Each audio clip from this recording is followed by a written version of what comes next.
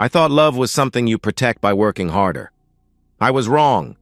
My name is Nathan Cross, and this is the story of how my marriage died, and how I learned that sometimes the person you'd take a bullet for is the one holding the gun. Growing up, I watched my father destroy himself for our family. 70-hour weeks at the plant, overtime every weekend, calloused hands that never stopped moving. He never said, "I love you," but he didn't need to. His love lived in mortgage payments, grocery money, the college fund he built one overtime shift at a time. When he died of a heart attack at 59, my mother whispered at his funeral, "He gave us everything." That's what I thought love looked like. Action, not words. Sacrifice, not romance. When I met Melissa Porter at a downtown coffee shop, I knew exactly how to win her.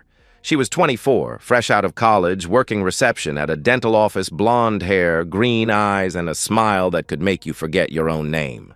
I was 28, 3 years into my career as a financial analyst, finally making decent money. Our first date lasted 6 hours. We talked about everything: her dreams of traveling Europe, my plans to buy a house, her love of cooking, my terrible attempts at guitar. She laughed at jokes that weren't even funny. When I walked her to her car, she stood on her toes and kissed me like she'd been waiting her whole life to do it. "You're different," she whispered against my lips. "Different how?" I asked. "Safe, like you'd never hurt me," she replied softly. The early years felt like a fairy tale. We traveled to Napa Valley, cooked elaborate dinners together, spent Sunday mornings in bed planning our future. She wanted kids, 2 boys and a girl. I wanted whatever made her happy. When I proposed on a beach in Santa Monica, she cried so hard she couldn't speak for 5 minutes. "Yes," she finally whispered. "Yes, yes, 1,000 times yes!" We married in her hometown church with 200 guests and honeymooned in Italy. For the first 3 years, marriage felt like winning the lottery every day. Then she quit her job. "I want to focus on home," she announced over breakfast one Tuesday morning. "Make this place perfect for us." I supported her decision completely. We could afford it, and I believed in traditional roles anyway. But something shifted after that. Melissa's energy, once directed toward us, began narrowing to just herself. The gym became her second home. 2-hour sessions every morning. Her phone, once casually forgotten on counters, became permanently attached to her hand. Social media transformed from casual scrolling to obsessive posting. The cooking stopped first. Then the greeting at the door. Conversations became one-word responses while she scrolled Instagram. Nights grew quiet except for constant notification buzzing. "You're always on that thing," I said one evening. She looked up, irritated. "I'm building my brand, Nathan. Some people have ambitions beyond a 9-to-5, she snapped back. The words stung, but I pushed down the hurt. Maybe she was right. Maybe I was boring. So I worked longer hours, bought her expensive workout clothes, planned surprise dinners she'd barely touch. The physical distance grew too. Kisses became pecks. Hand-holding stopped. When I tried to initiate affection, she'd sigh like I was interrupting something important. "Not tonight, Nathan. I'm exhausted," she'd always say. Her sister Rachel started coming around more often. Rachel had always been the wild one. Divorced twice by 30, always chasing the next adventure. They'd giggle over wine like teenagers, whispering about things that made them both light up in ways I hadn't seen from Melissa in months. "Rachel thinks I should try modeling," she announced one night. "She knows a photographer." "That sounds great, honey," I replied, though it didn't sound great at all. The guilt whispered constantly. Maybe I was the problem. Maybe I was too boring, too predictable, too focused on responsibility. Maybe she needed space to find herself. So I stayed patient. I stayed loyal. I stayed blind. But deep down, under all the rationalization and desperate hope, I felt it. A cold certainty growing in my gut. Something was happening. Something that would change everything. I just refused to see it. Not yet. That night, her phone buzzed on the counter, and with one glance, my entire world tilted. The message was simple. 7 words that burned themselves into my retina. Can't wait for next week. Unknown number. No name. Just that smirking emoji that somehow conveyed everything I didn't want to know. I stared at the screen for maybe 10 seconds, my coffee growing cold in my hand. Melissa was upstairs in the shower, singing some pop song I didn't recognize. The sound that used to make me smile now felt like nails on glass. Every man knows that feeling, the gut-level recognition that something is fundamentally wrong. It's not logical, it's not evidence-based, it's primal, like an animal sensing a predator. My chest tightened. My hands started shaking. I didn't unlock her phone. I didn't need to. That single preview told me everything. The unknown number meant secrecy. The anticipation meant planning. The emoji meant intimacy I wasn't part of. I set the phone down carefully and walked to the window. Our backyard looked exactly the same, but everything felt different, like I was seeing it through someone else's eyes. How long had this been going on? "Morning, babe!" she called out cheerfully. Melissa bounced into the kitchen like she'd won the lottery. Hair still damp, workout clothes already on, phone immediately in her hand. She kissed my cheek, a gesture so routine it felt choreographed. "You seem happy," I managed to say. "Rachel and I are planning the most amazing girls' trip," she exclaimed, her voice carrying excitement I hadn't heard in months. "Miami, baby, sun, beach, cocktails, I need this so bad." She was glowing, actually glowing. Her eyes bright, her smile genuine, her energy electric. For her. "When?" I asked carefully. "Next week. Is that okay? I know it's short notice, but Rachel found this incredible deal and we both need to get away from routine," she explained, saying the word routine like it was a disease. She spoke as if our marriage was something she needed vacation from. "Sure," I heard myself say. "Sounds great."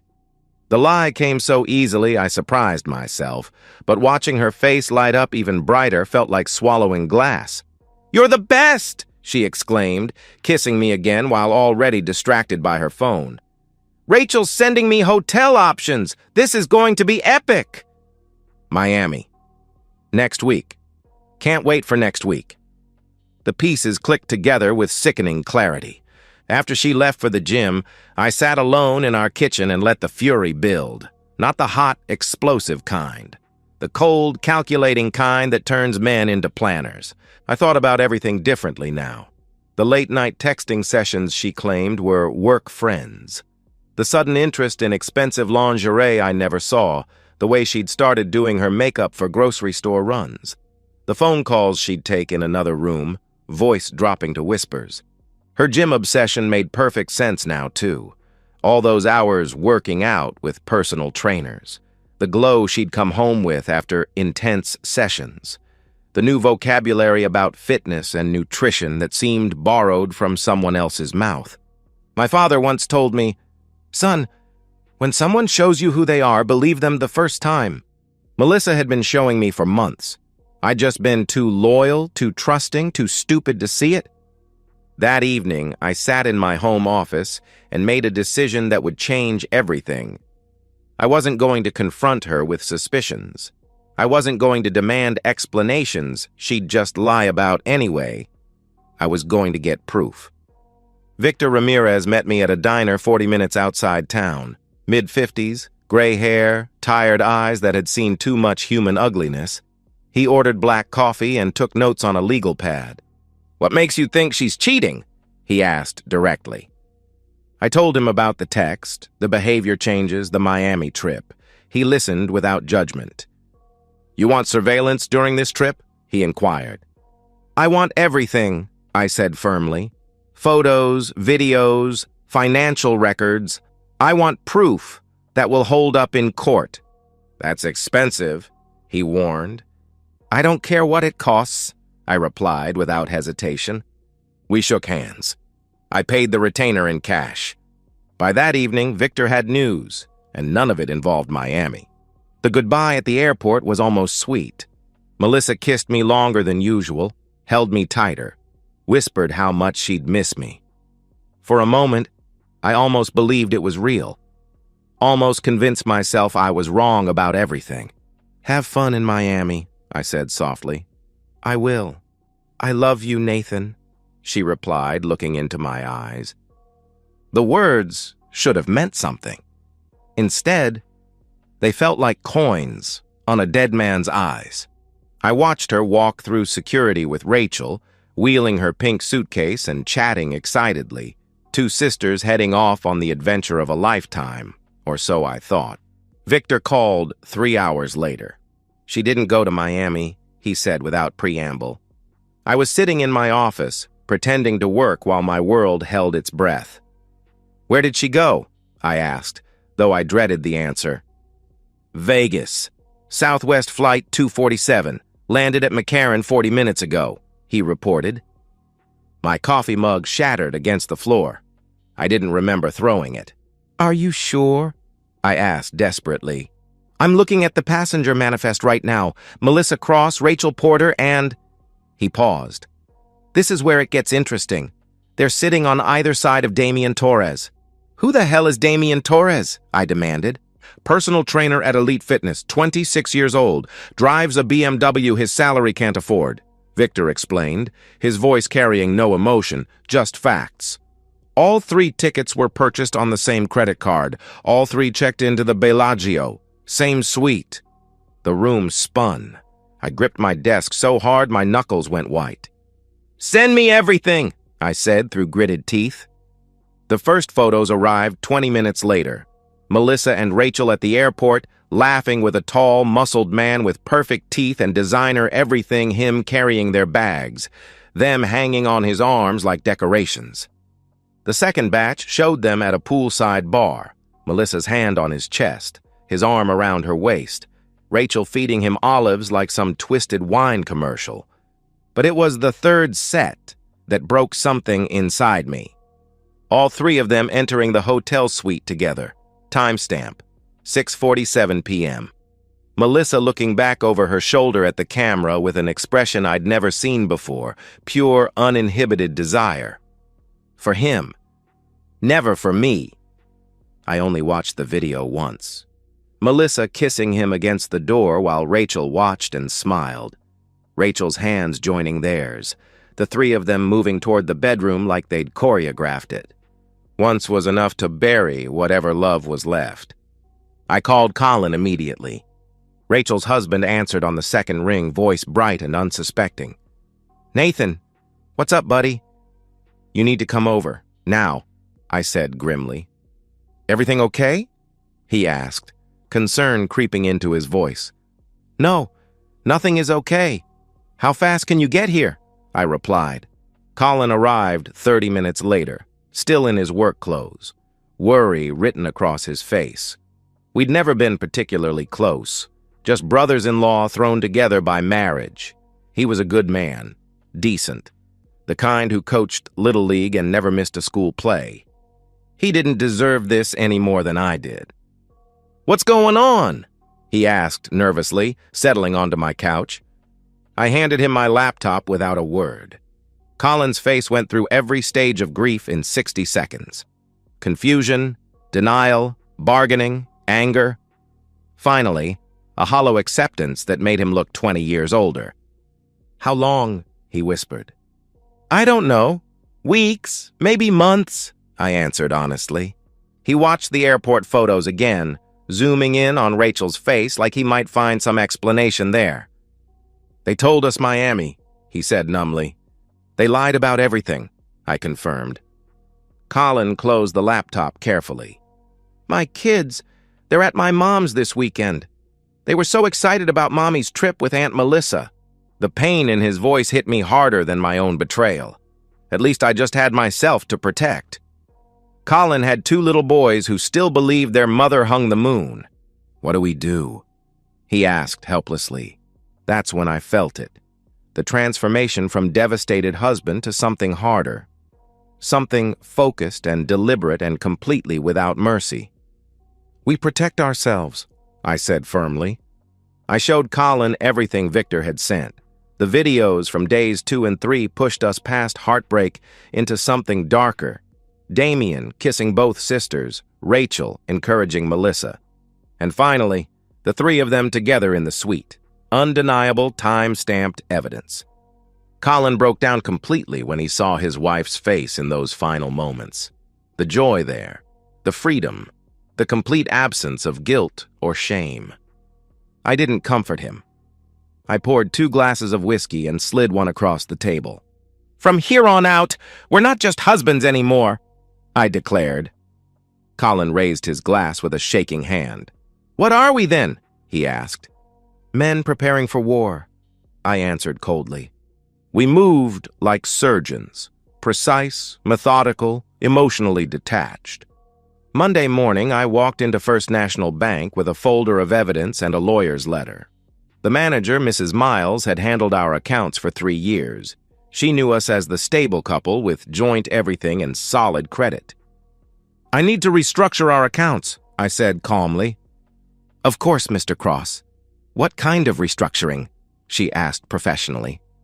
I slid the divorce papers across her desk. "Effective immediately, I'm removing Melissa Cross from all joint accounts and credit cards. Full legal authority for asset protection during proceedings." Mrs. Miles' expression shifted from friendly to professional. She'd seen this before. "I'll need documentation," she stated. I provided everything: the filed petition, the restraining order on assets, the court authorization, all perfectly legal, all ironclad. By noon, Melissa had no access to our $38,000 savings account, our $12,000 checking account, or the credit cards with $25,000 limits. Every financial lifeline severed with a signature. Colin did the same across town. His numbers were bigger: $52,000 in savings plus college funds for the kids. Rachel's access disappeared like smoke. But we didn't stop there. I called our mortgage company, insurance provider, and investment firm. Emergency asset freezing, pending divorce litigation. Melissa's name stripped from everything. The house, the cars, the retirement accounts, all protected under my sole control. "You're being very thorough," the insurance agent noted. "I'm being careful," I corrected him. That afternoon, Colin and I met with Laura Henley, the divorce attorney recommended by Victor. Her office overlooked downtown from the 20th floor, all glass and steel and expensive views. Laura was 50-something, silver-haired, with the kind of smile that made opposing counsel nervous. She'd built her reputation destroying cheating spouses and protecting faithful ones. "Show me what you have," she said without preamble. I slid the flash drive across her mahogany desk. "Everything's documented." Laura plugged it into her laptop and watched in silence. Her expression never changed, not when she saw the airport photos, not during the hotel footage, not even during the final bedroom video that had broken 2 marriages. "Well," she said finally, closing the laptop, "this is what we call a slam dunk." "What can they get?" Colin asked anxiously. "From you?" "Nothing. Colorado is a no-fault state, but adultery affects asset division and custody," Laura explained with that predatory smile. "Mr. Cross, you'll keep the house, the accounts, everything. The evidence is overwhelming." "And my kids?" Colin asked, his voice cracking. "Full custody. Supervised visitation for her, maybe. No judge will give primary custody to a mother who abandons her children for threesomes in Vegas," she assured him. We signed retainers. Laura's team would file everything Wednesday morning, the day before Melissa and Rachel returned from their Miami trip. But we had one more move to make. "Don't freeze the accounts yet," I instructed the bank. Mrs. Miles looked confused. "Sir, I want them to spend freely in Vegas. Run up charges. Think they're safe," I explained with a cold smile. "Then shut it all down Thursday evening." The logic was simple. Let them dig their own graves deeper. Every expensive meal, every designer purchase, every luxury experience they charged would become evidence of wasteful spending during marital dissolution. More importantly, it would make their fall that much harder. Colin and I spent Tuesday evening at my house, sharing bourbon and grim satisfaction. The photos from Vegas kept coming. Spa treatments, shopping sprees, First-class restaurant bills, thousands of dollars they thought I'd pay forever. You feel guilty? Colin asked quietly. I considered the question. 3 days ago, I'd have felt terrible about what we were planning. Now? I feel nothing, I answered honestly. Yeah, me too, he agreed. Wednesday night, we sat in my living room with our phones on the coffee table, waiting. Laura had filed all the paperwork. The financial traps were set tomorrow. Everything would explode at once. Last chance to back out, Colin said seriously. You having second thoughts? I asked him. He shook his head. Just making sure you're not. At exactly 6:47 p.m. on Thursday, the same timestamp from their first hotel room video, I sent the text to Mrs. Miles. Execute account closure full stop. Colin did the same with his bank. Across the country in Vegas, Melissa and Rachel were probably sitting down to another expensive dinner, laughing about their brilliant deception, planning their next moves.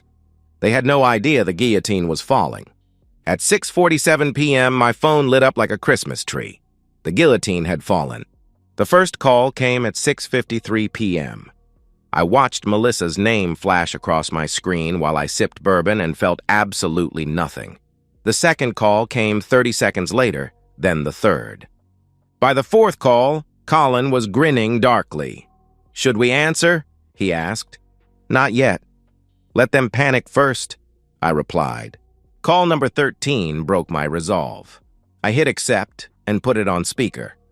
Nathan! Oh my God, Nathan, something's wrong with our cards. Melissa's voice was high, frantic. They're saying they're declined, but that's impossible. We just used them yesterday. I finished calmly.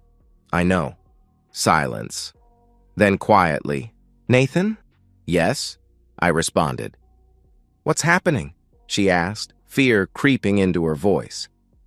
I closed the accounts, Melissa. All of them, I explained matter-of-factly. Another silence. Longer this time. I could hear Vegas noise in the background, slot machines, laughter, the kind of sounds that probably seemed fun until your world collapsed. You... what? Why would you... Nathan, this has to be some kind of mistake, she stammered. Her voice carried that special kind of panic that comes when someone realizes their safety net is gone. That all those lies and careful planning meant nothing because they'd been caught. Ask Damien to pay for dinner, I suggested coldly. The silence stretched so long I thought she'd hung up. When she spoke again, her voice was barely a whisper. How? She breathed. How do you think? Private investigator, photos, videos, everything, I said conversationally, like we were discussing weather. 6 months of documentation, Melissa time-stamped, HD quality, admissible in court. Nathan, I can explain, she started desperately. I'm sure you can. Lawyers love explanations, I interrupted. I stood up, walked to my window, looked out at the neighborhood where we'd planned to raise kids together. I've seen enough explanations to last a lifetime. Please, Nathan, let me come home. We can talk about this, she pleaded. No, I said firmly. What do you mean, no? She asked, desperation rising. I mean, you made your choice, repeatedly. For months, I replied, my voice staying steady, though Colin could see my free hand shaking. Now live with it. Nathan, please. She tried again. I hung up, blocked the number. Colin's phone had been buzzing throughout my conversation. He'd ignored 17 calls from Rachel. Finally, he answered. Hello, Rachel, he said calmly. I could hear her screaming from across the room, hysterical, desperate, panicked. Colin held the phone away from his ear and waited for her to run out of breath. You done? He asked when the screaming stopped. More crying, pleading, bargaining. Rachel, I have 2 questions, Colin said with deadly calm. First, do you love our children? Muffled response came from the phone.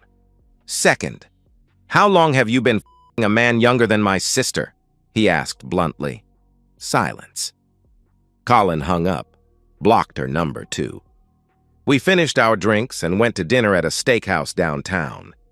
Neither of us mentioned the dozen blocked calls that lit up our phones throughout the meal. Friday brought desperation. They'd found someone's phone to borrow, probably another hotel guest. Unknown number, but Melissa's voice. "Nathan, please. Damien left. He left us here. No money, no flight home, nothing. We're stranded." She sobbed into the phone. I listened to her crying and felt something that surprised me. Absolutely nothing. No sympathy. No urge to rescue. No guilt. Just cold, complete emptiness where love used to live. "You made your choices," I said simply. "I made a mistake. People make mistakes, Nathan. We can work through this," she cried. "No, we can't," I replied flatly. "I love you," she tried desperately. "No, you don't," I interrupted her. I was standing in my kitchen, looking at the spot where her phone had buzzed with that first text. "You love the security I provided. You love having someone to pay your bills while you mess around with personal trainers, but you don't love me." "That's not true," she protested. "Melissa," my voice cut through her protests like ice. "In 6 months of investigating your affair, you want to know the thing that hurt most?" She went quiet. It wasn't the intimacy. It wasn't the lies. It was watching you laugh with him in those videos. Real laughter. Joy. An expression I haven't seen on your face in 2 years. I continued. I paused. Let that sink in. You're happier with him than you ever were with me. So be happy. Figure it out yourself, I concluded. I hung up. This time I turned off my phone entirely. Saturday afternoon, Colin got a call from his mother-in-law. Robert Porter, Melissa and Rachel's father, had wired money for plane tickets home. The girls would land Sunday evening. He sounded ashamed, Colin told me. Kept apologizing. He raised them better. They chose differently, I replied. Sunday, I waited in my lawyer's office while Melissa found the divorce papers on our kitchen table. The manila envelope contained everything: petition for divorce, asset division, evidence exhibits A through Z, and one note, sign or the videos go public. My phone rang at 7:43 p.m. "Did you see everything?" I asked when I answered. "Yes," she whispered.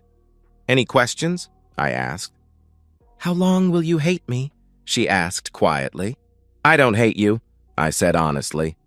"I don't feel anything for you at all." She signed Monday morning. Both divorces finalized within 90 days. They finally came home, but there was nothing left for either of them. The house felt different after she moved out. Bigger somehow, cleaner, like I could finally breathe without walking through someone else's emotional fog. I changed the locks the same day she took her clothes, more out of practicality than spite. Melissa found an apartment across town. A one-bedroom in a complex that rented to people with damaged credit and questionable references. She went back to work at a retail store. The same kind of job she'd had before we met full circle, except now she was 30 and starting over instead of 24 and building up. I kept everything. The house, the savings, the retirement accounts, the cars. Colorado's adultery laws were clear. When you abandon your marriage for a documented affair, you forfeit claims to marital assets. Laura made sure the settlement was ironclad. Colin's situation resolved even faster. Full custody of both boys, child support from Rachel, division of assets that left him with their house and most savings. The children barely seemed to miss their mother. Kids are resilient. They adapted to their new normal with remarkable ease. "They ask about her sometimes," Colin told me during one of our monthly dinners. But not as much as I expected. We'd started meeting regularly.